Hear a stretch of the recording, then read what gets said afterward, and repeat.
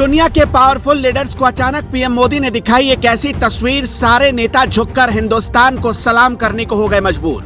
क्या है 90 लाख किताबों की धधकती आग की कहानी, जिसे बताते हुए इमोशनल हो गए पीएम मोदी। 3 मिनट तक सुनते रहे मैक्रो तो बाइडेन सुनकर हो गए हैरान। गौरवशाली भारत के इतिहास को देखकर क्या था दुनिया का रिएक्शन। जिस मंच पर वर्ल्ड के पावरफुल लीडर्स का पीएम मोदी और राष्ट्रपति द्रौपदी मुर्मू जी वेलकम कर रहे थे, उसी मंच के पीछे लगी थी एक ऐसी तस्वीर जो गौरवशाली भारत की 1000 साल पुरानी विरासत की कहानी कह रही थी। भारत मंडपम के मुख्य मंच पर बैकग्राउंड में 1000 साल पहले जिस नालंदा विश्वविद्यालय को ध्वस्त कर दिया गया, उसी की तस्वीर लगाई गई। पीएम मोदी एक एक कर मंच पर आने वाले सभी नेताओं से पहले हाथ मिलाते, फिर उनका परिचय भारत की राष्ट्रपति द्रौपदी मुर्मू जी से करवाते और आखिर में उन नेताओं को मंच के बैकग्राउंड में लगी तस्वीर के बारे में बताते। पीएम मोदी ने जर्मनी के चांसलर, फ्रांस के राष्ट्रपति, इंडोनेशिया के राष्ट्रपति, ऑस्ट्रेलिया के प्रधानमंत्री, ब्रिटेन के प्रधानमंत्री, बांग्लादेश की प्रधानमंत्री, सारे बड़े नेताओं को नालंदा विश्वविद्यालय का इतिहास बताया और समझाया। बहुत सारे लोगों को लगेगा कि पीएम मोदी ऐसा कर क्यों रहे थे, ये तो G20 का सम्मेलन था और उसमें नालंदा विश्वविद्यालय का इतिहास क्यों बताने लगे।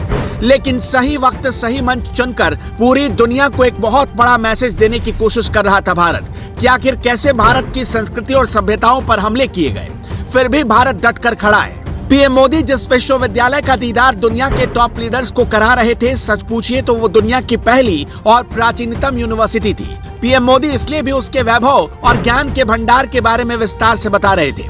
वो बता रहे थे कि जब दुनिया ज्ञान के अंधेरे में डूबी थी, तब भारत ने पूरे विश्व में ज्ञान का उजियारा फैला दिया। वो ये बता रहे थे कि नालंदा यूनिवर्सिटी दुनिया की पहली आवासीय यूनिवर्सिटी थी, जिसमें पढ़ने के लिए दुनिया भर के स्टूडेंट आते थे और यहीं रहकर पढ़ाई करते थे। आखिर इतने बड़े इवेंट के मुख्य मंच पर ऐसी तस्वीर लगाने से फायदा क्या हुआ? कुछ लोग ये भी आपसे सवाल पूछेंगे, फ्रांस के राष्ट्रपति इमैनुअल मैक्रो हो या फिर अमेरिकी राष्ट्रपति जो बाइडेन, आखिर क्यों सबको पीएम मोदी दिखाने लगे नालंदा विश्वविद्यालय? भारत के गौरवशाली अतीत को मुगलों ने कैसे राख बनाने की कोशिश की, मोदी ने पूरी दुनिया को ये बात बता दी, और वो भी बिना किसी का नाम लिए। पीएम मोदी बता रहे थे कि भारत को गिराने, जलाने और सताने की हजारों बार कोशिशें हुई, लेकिन हर बार भारत ने इन साजिशों का डट कर मुकाबला किया। जरा चलिए इतिहास की उस गहरी गुफा में जहां नालंदा विश्वविद्यालय का वैभव आज भी अपनी गौरव गाथा कह रहा है। प्राचीन नालंदा विश्वविद्यालय की स्थापना गुप्त काल के दौरान 427 ईस्वी में कुमार गुप्त प्रथम ने किया था। उस समय नालंदा मगध साम्राज्य का हिस्सा हुआ करता था। सम्राट कुमार गुप्त एक महान हिंदू शासक थे, लेकिन उन्होंने बौद्ध ज्ञान और शिक्षा का समर्थन किया। सम्राट कुमार गुप्त के बाद महान सम्राट हर्षवर्धन और पाल शासकों ने इस विश्वविद्यालय की देखरेख की। इतिहासकारों ने दावा किया कि सन 1193 में बख्तियार खिलजी ने इस विश्वविद्यालय पर आक्रमण कर दिया और इसे नेस्तनाबूद कर दिया। कहा जाता है कि आक्रमण के दौरान यहाँ पर आग लगा दी गई।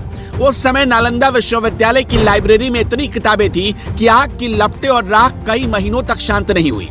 बख्तियार खिलजी ने ऐसा क्यों किया? दरअसल ऐसा करके भारत में रहने वाले लोगों के बीच डर का माहौल बनाना चाहता था। खिलजी के इस आक्रमण में नालंदा विश्वविद्यालय में काम करने वाले कई धर्माचार्य और बौद्ध भिक्षुओं को भी मार डाला गया। प्राचीन नालंदा विश्वविद्यालय का पूरा परिसर एक विशाल दीवार से घिरा हुआ करता था, जिसमें एंट्री के लिए मेन गेट होता था। उत्तर से दक्षिण की तरफ मठों की लाइन थी और अंदर बड़े बड़े भव्य स्तूप और मंदिर थे। इन मंदिरों में बुद्ध भगवान की मूर्तियां स्थापित थी। बख्तियार खिलजी ने इन सब को नष्ट कर दिया ताकि भारत में इस्लाम के अलावा कोई दूसरा धर्म पनप ही ना सके। एक रिपोर्ट तो ये भी दावा करती है कि जिस नालंदा विश्वविद्यालय की तस्वीर पीएम मोदी ने दुनिया को दिखाई, उसमें 90 लाख से ज्यादा किताबें रखी हुई थी। प्रसिद्ध चीनी यात्री वेनसांग ने इसी नालंदा विश्वविद्यालय से पढ़ाई की।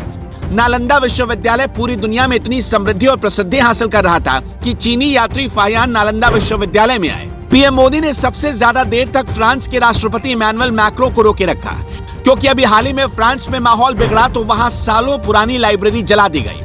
G20 के मंच पर ऐसा करके पीएम मोदी ने खिलजी वंशजों को बेचैन कर दिया और सलीके से दुनिया तक अपनी बात पहुंचा दी। भारत सरकार अब इस विश्वविद्यालय को संवारने के प्लान पर काम कर रही है और अगर ऐसा संभव हो गया तो मोदी का नाम सुनहरे अक्षरों में इतिहास में दर्ज हो जाएगा।